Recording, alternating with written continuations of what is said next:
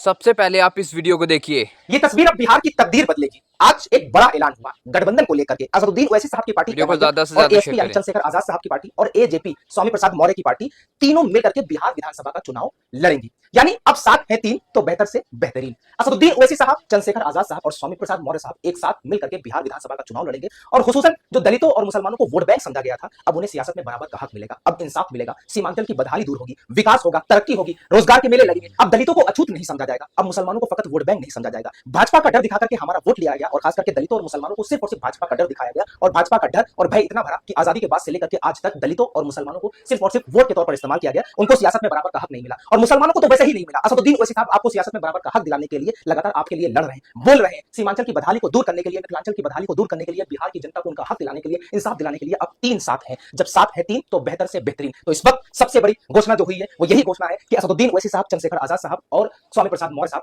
एक साथ मिलकर के बिहार विधानसभा का चुनाव लड़ेंगे और इंशाल्लाह हम भाजपा को जरूर हराएंगे और बिहार के लोगों को इंसाफ और सियासत में बराबर का हक जरूर मिलेगा। खैर, इस वीडियो को ज्यादा से ज्यादा शेयर कीजिएगा और लास्ट में मेरी अपील यह है कि वो कैंडिडेट कोई भी हो, वोट गठबंधन के नाम। गठबंधन कौन सा? एमआईएम, एएसपी और एजेपी। कोई भी कैंडिडेट हो, वोट गठबंधन।